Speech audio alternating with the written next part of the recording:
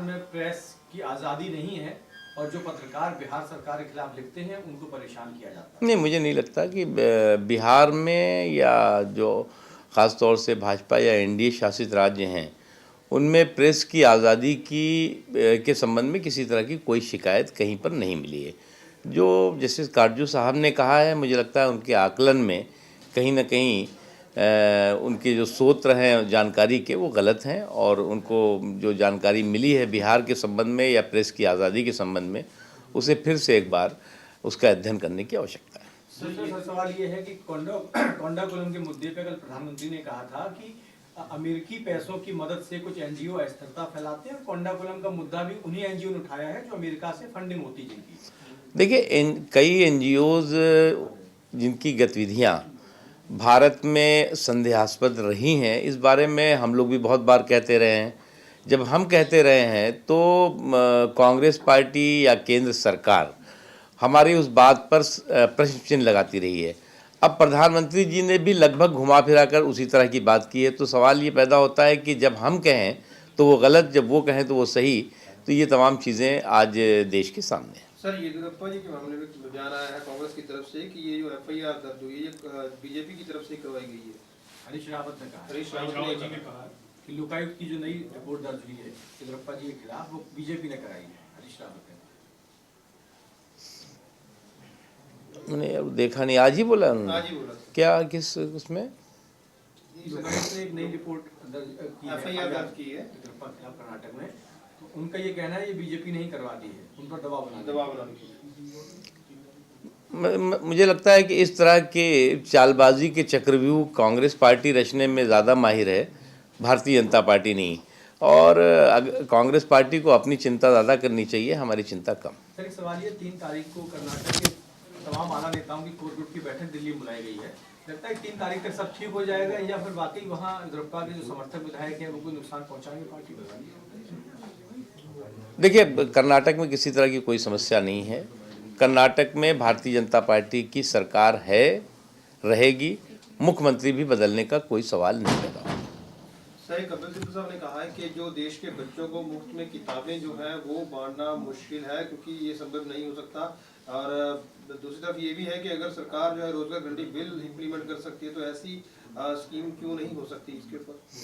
देखिए, मुझे लगता है कि इनकी सारी जो योजनाएं हैं वो सारी योजनाएं भ्रष्टाचार माफियाओं के हाथ में आ गई हैं।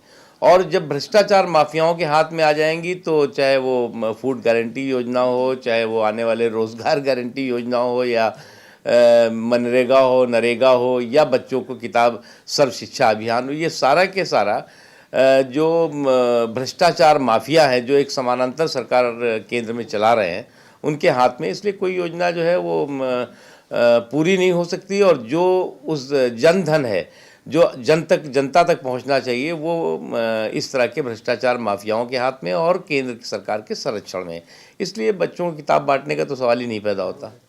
सर, एक और कैबिनेट मंत्री को नोटिस दे दिया गया है चुनाव आयोग की तरफ से, क्या ये कौन सा? जायसवाल वो तो हो गया तो नहीं, अभी पूछा नहीं तो सर, नोटिस हुआ। नोटिस दे दिया गया, वो तो कल बताया, वो तो कल हो गया ना अभी। और नहीं, कल रात को नोटिस दे दिया गया मुझे। चलो बता देते हैं उसको। दरअसल दुर्भाग्य की बात यह है कि जो युवराज के दरबार के मंत्री हैं वो उत्तर प्रदेश में चुनाव से पहले ये बताना चाहते हैं या तो युवराज या गवर्नर राज। तो उन्हें ये पहली बात तो जानना चाहिए, ये चुनाव गवर्नर राज के लिए नहीं हो रहा है, बल्कि चुनी हुई सरकार बनाने के लिए हो रहा है। और जो मंत्री और जो युवराज के दरबारी ये बात कह रहे हैं वो निश्चित तौर से उत्तर प्रदेश के लोगों को धमका भी रहे हैं और लोकतंत्र और संविधान की धज्जियाँ भी उड़ा रहे हैं। और चुनाव आयोग, मुझे लगता है उसके हाथ बहुत बंधे हुए हैं। चुनाव आयोग के एक बहुत ही सीमाओं के तहत कार्रवाई कर सकता है।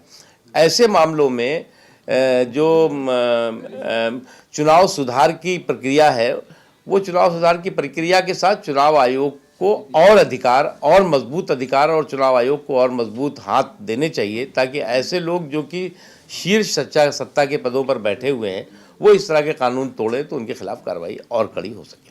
नकवी जी, बिहार में आपकी सरकार है, मिलीजुली सरकार है, और जस्टिस कार्टन जो प्रेस कॉन्फ्रेंस बोला ना वो हो गया क्या बोल रहे बोल ले लेना यार, अब 10 बार थोड़ी बोले, दे लेना। वो मैंने कहा ठीक है, जस्टिस काटजू को करेक्ट कर लेना चाहिए इन्फॉर्मेशन इसके बारे में।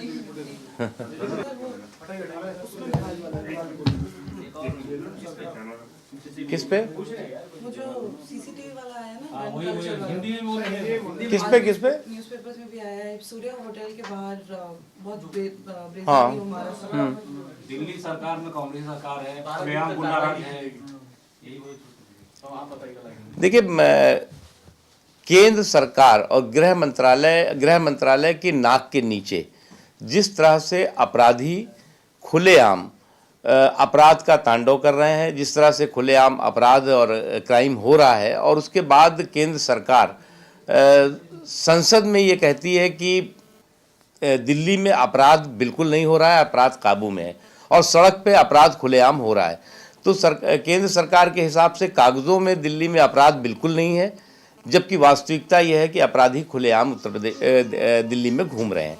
ऐसे हालात में मुझे लगता है कि केंद्र सरकार को एक बार फिर से दिल्ली, और बल्कि न दिल्ली ही नहीं बल्कि तमाम अन्य जगहों पे जो कानून और व्यवस्था की स्थिति है, जो अराजक तत्वों की खुलेआम अराजकता की स्थिति है, उसको रिव्यू करना चाहिए और कड़े कदम और कड़ी कार्रवाई करनी चाहिए।